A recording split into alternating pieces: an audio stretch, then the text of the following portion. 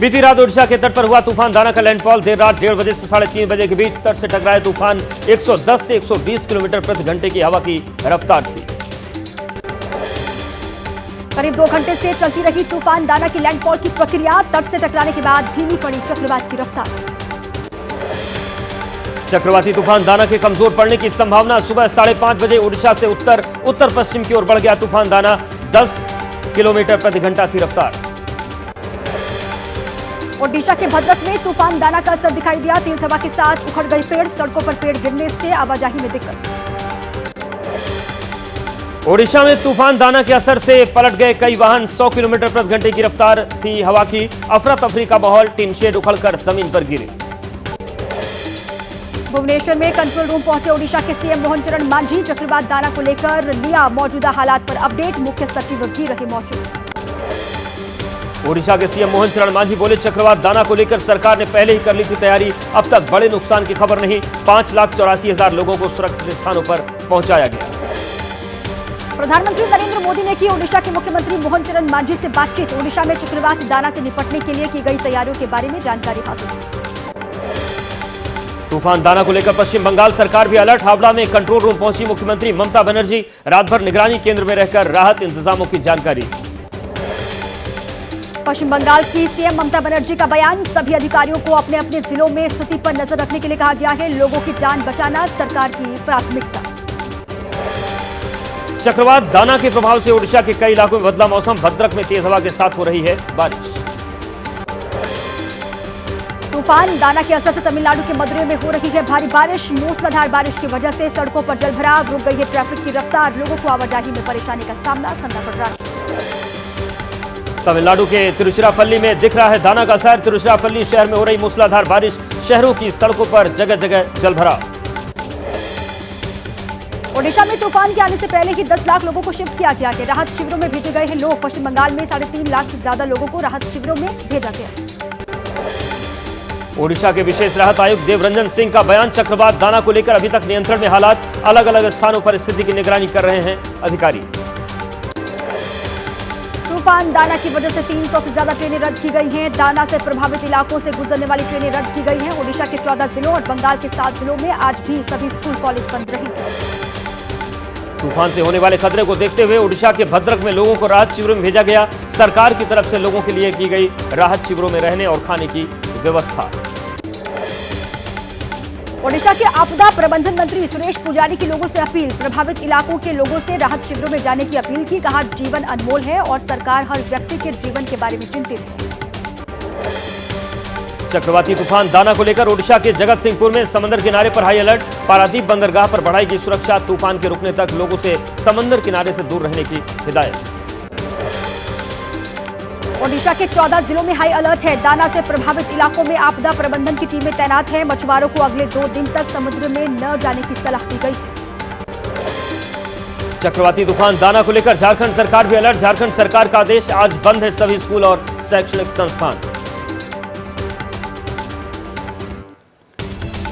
अब जम्मू कश्मीर में जो आतंकी हमला हुआ उससे जुड़ी बड़ी खबर आपको देते हैं फटाफट अंदाज में।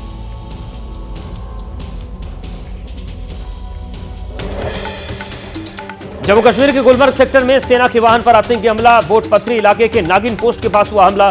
2 जवान शहीद। सेना के लिए काम करने वाले 2 पोर्टर की भी मौत। आतंकवादी हमले में सेना के 2 जवान और 1 पोर्टर घायल। श्रीनगर में चल रहा है इलाज। हमले की जिम्मेदारी उग्रवादी संगठन PAFF ने ली है। पाकिस्तान सीमा से सटा हुआ यह इलाका। पिछले 30 सालों में इस इलाके में ये पहली घटना। अब आतंकियों ने बदली रणनीति। ऐसे इलाकों में कर रहे हैं टारगेट जहां पहले काफी समय से आतंकी घटनाएं नहीं हुई। जम्मू कश्मीर के उपराज्यपाल मनोज सिन्हा ने की सेना के शीर्ष अधिकारियों से बात। एक्स पर लिखा, बेकार नहीं जाएगा शहीदों का बलिदान। शहीदों के परिवारों के प्रति संवेदना।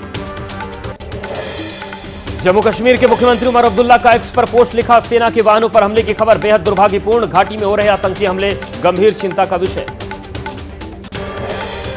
जम्मू कश्मीर में हुई आतंकी घटना को लेकर PDP प्रमुख महबूबा मुफ्ती ने कहा, आतंकवादी हमले से स्तब्ध और बहुत दुखी हूं। घायल सैनिकों के जल्द स्वस्थ होने की कामना।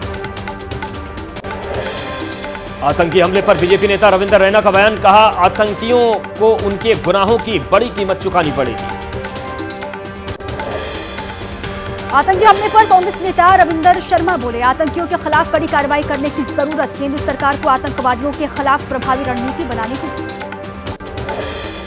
जम्मू कश्मीर के मुख्यमंत्री उमर अब्दुल्ला ने पीएम मोदी और रक्षा मंत्री राजनाथ सिंह से मुलाकात की। सूत्रों के मुताबिक पीएम से राज्य के दर्जे और आतंकी हमलों पर चर्चा हुई।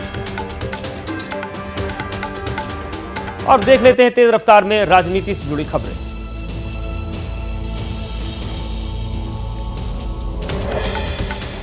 वायनाड लोकसभा और 13 राज्यों की 47 विधानसभा सीट पर उपचुनाव।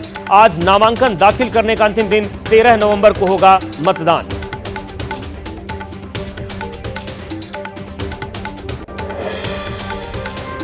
झारखंड में विधानसभा चुनाव के पहले चरण का आज खत्म हो जाएगा नामांकन। पहले चरण में 43 सीट पर 13 नवंबर को होगा मतदान।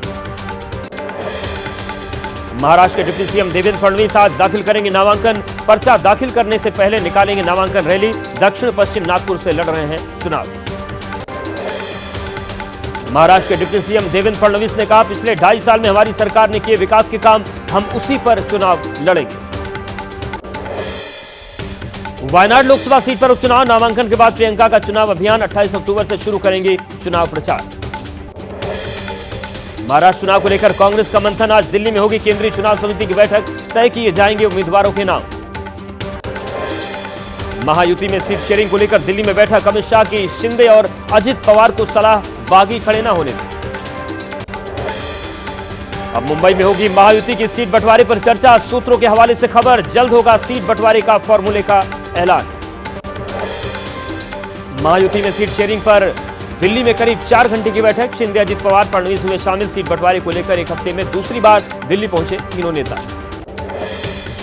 नवाब मलिक की उम्मीदवारी का बीजेपी ने किया विरोध। सूत्रों के हवाले से खबर, सिर्फ सना मलिक को ही टिकट। सोलापुर में बीजेपी विधायक राम सतापुदे को भी उम्मीदवारी खारिज।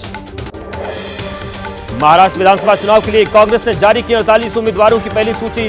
नाना पटोले, साकोली और कराड़ साउथ से पृथ्वीराज चौहान लड़ेंगे चुनाव।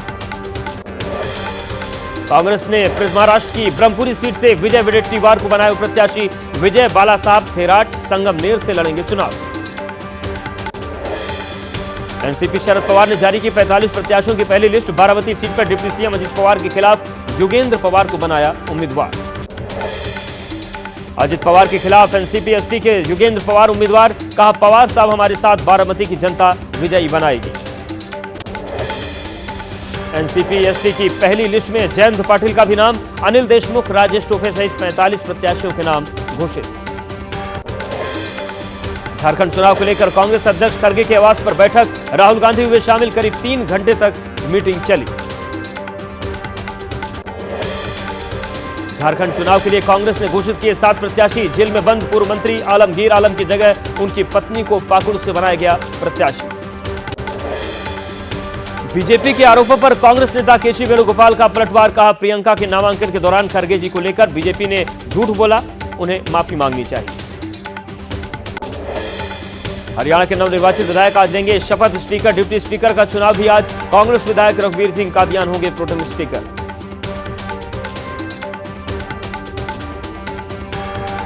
और अब देख लीजिए देश की जुड़ी फटाफट अंदाज में देश की खबर।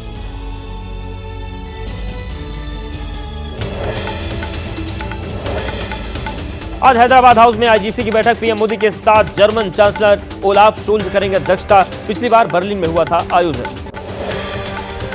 चाणक्य डिफेंस डायलॉग में बोले रक्षा मंत्री राजनाथ सिंह। का भारत चीन के बीच पेट्रोलिंग को लेकर सहमति बनी, यह है डायलॉग की ताकत। मथुरा में आरएसएस की 2 दिवसीय बैठक। अखिल भारतीय कार्यकारी परिषद की मीटिंग। बच्चों पर सोशल मीडिया का असर और इंटरनेट पर होगी चर्चा।